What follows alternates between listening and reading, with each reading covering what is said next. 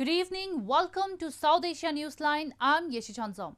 Here are the top stories we are tracking for you on Wednesday, the 16th of December. India pays tribute to fallen soldiers of 1971 war with Pakistan.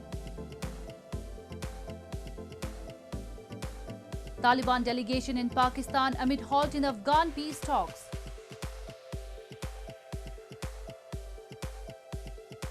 And Nepal's Pashupatinath temple reopens after 9-month-long pandemic hiatus.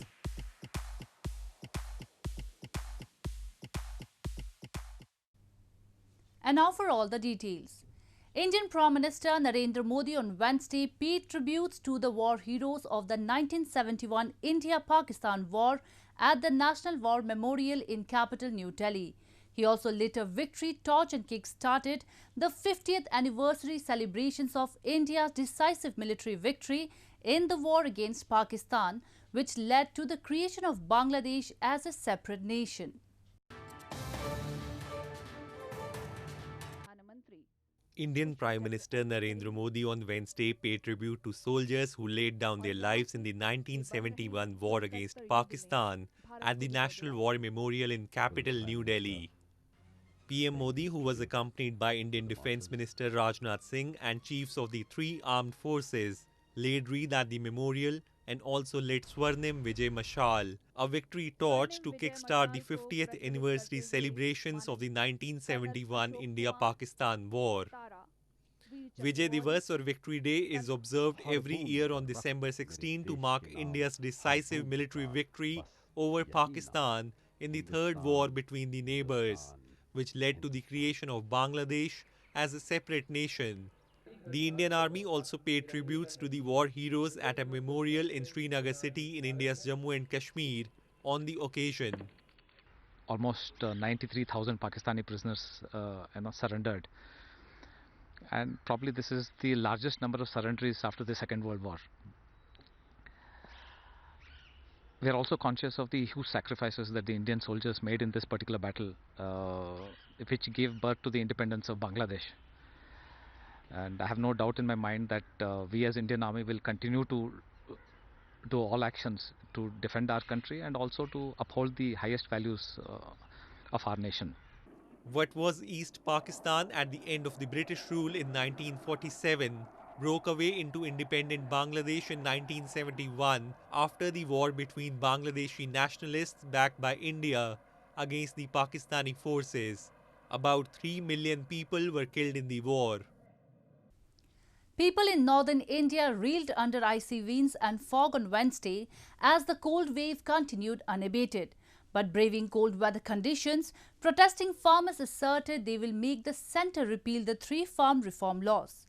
Farmers have been demonstrating at Delhi borders for nearly 3 weeks against the new farm laws that will allow them to sell produce to buyers beyond government-regulated wholesale markets.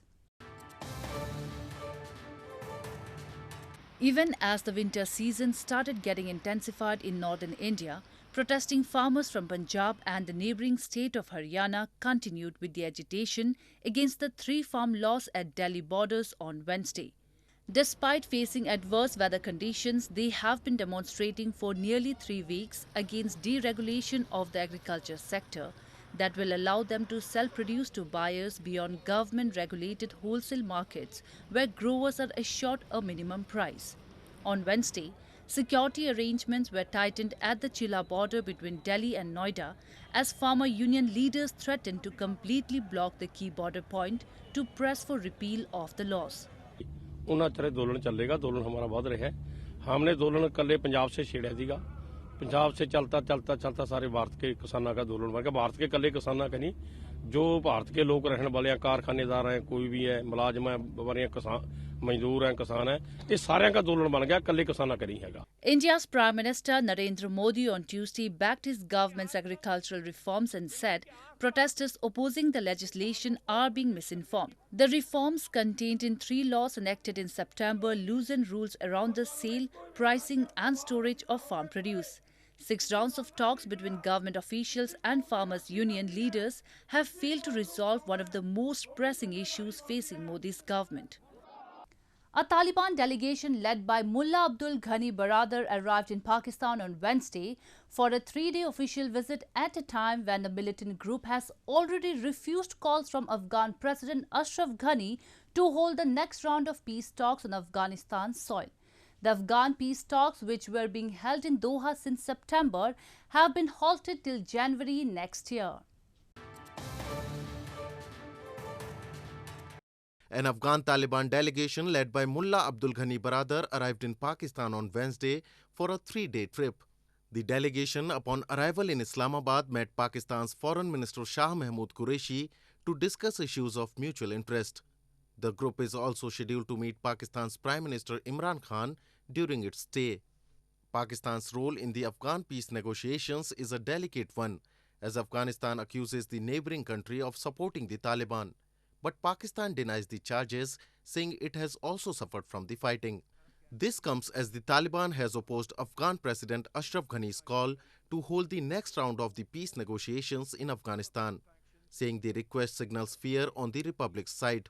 The militant group said negotiators of both sides will resume the now halted peace talks, but in Doha on January 5. Moving on.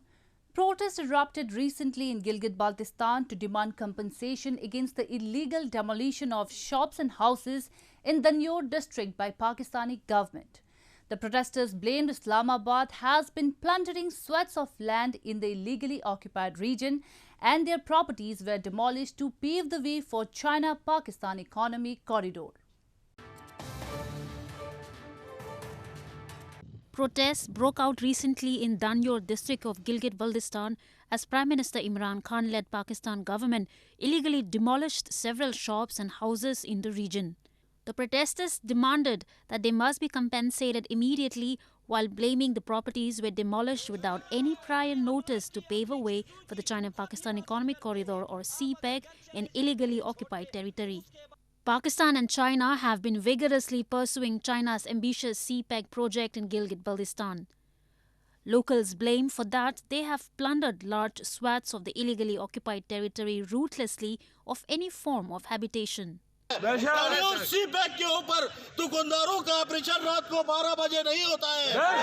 इनके रोशनी में होना चाहिए था operation, ताकि मेरे मजलूम लोग अपनी रजिस्टर, अपने खातों की रजिस्टर, अपने जो जरूरी चीजें थे वो संभाल सके। Locals accuse Pakistan of systematically exploiting the resources of the region and not sharing the dividends with them. Any resistance, they say, meets brutal government reprisal, with activists and leaders hounded, arrested and tortured. In news from Nepal, with COVID-19 protocols in place, Nepal's revered Hindu shrine Pashupatinath temple reopened for devotees on Wednesday morning after 9 months. The temple has reopened for the public while abiding with government-set health protocols. Nepal's Pashupatinath temple reopened for the public on Wednesday after being closed for 9 months owing to the COVID-19 pandemic. Closed since the first phase of lockdown starting in March due to the COVID-19 pandemic, the temple in capital Kathmandu will now remain open from 6 a.m. to 12 p.m. on daily basis. Devotees were delighted to offer prayers after the long hiatus. They will be expected to follow all the hygiene and safety protocols to contain the spread of COVID-19. Everyone visiting the temple premises will have to wear a mask compulsorily.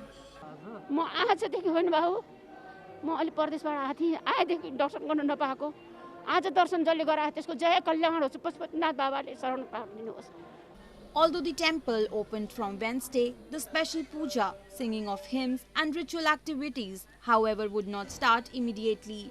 दर्शन गरिरहँदा कहीँ कतै पनि भक्तजनहरू एक आपसमा ठोकिनुहुन्न, अर्थात् अलग अलग लाइनको प्रबन्ध गरेका छौँ र आज भोलि पर्सि केही दिनको हामीले हेरिसकेपछि हामी दर्शनार्थी र भक्तजनहरूको चाप बढ्दै गयो भने हामीले अन्य ढोकाहरूतर्फ पनि यही हिसाबले नै हामीहरू दर्शनको व्यवस्था हामीहरू गर्नेछौँ। Pashupatinath temple complex finds a mention in UNESCO World Heritage Sites and attract pilgrims from all over the world. Meanwhile, Nepal's coronavirus infection count on Wednesday advanced to 250,180. Moving on to news from Sri Lanka. The Sri Lankan Navy in 2 separate occasions has arrested 36 Indian fishermen for allegedly breaching the international maritime boundary line and illegally fishing in its waters.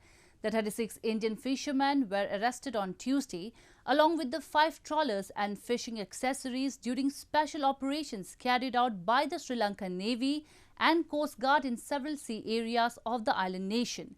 A press statement issued by the Sri Lankan Navy said, "The such operations were conducted adhering to the COVID-19 preventive guidelines and further investigations are currently underway with regard to the apprehension," the Navy said. India and Sri Lanka share an expansive oceanic border without any perceptible demarcation, and fishermen on both sides ignore rules while netting their catch. Private fish farming has emerged as an interesting means of livelihood for several youths in India's Jammu and Kashmir.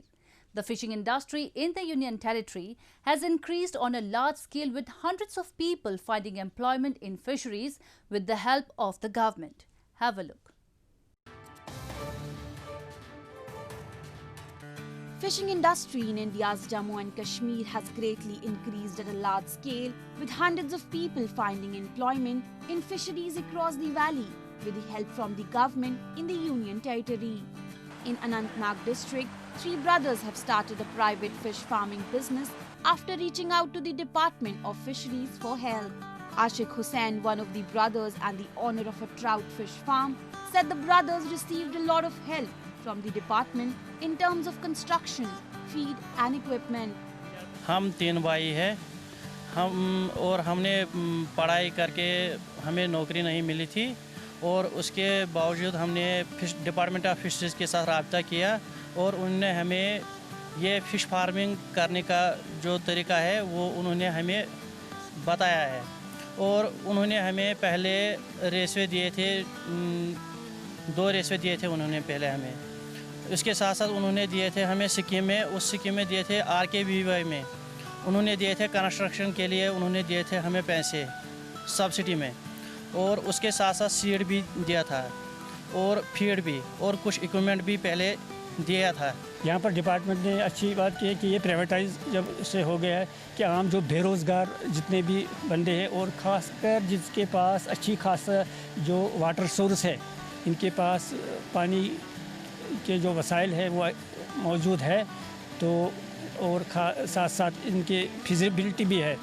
Trout fishing of the Kashmir Valley has also been a great tourist attraction for years now, as the beautiful geographical variations along the course of each river and lake offers endless possibilities for anglers. Well, that's the way it was in South Asia this evening. Before we conclude the top stories once again. India pays tribute to fallen soldiers of 1971 war with Pakistan. Taliban delegation in Pakistan amid halt in Afghan peace talks.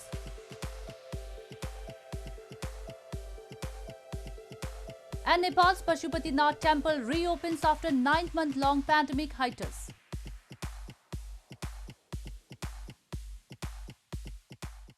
Now our viewers can watch the show on SouthAsiaNewsline.com. You can also visit us on Facebook.com/AsiaNewsline and follow us on Twitter @AsiaNewsline. That's all in tonight's edition. We will see you same time tomorrow. Good night.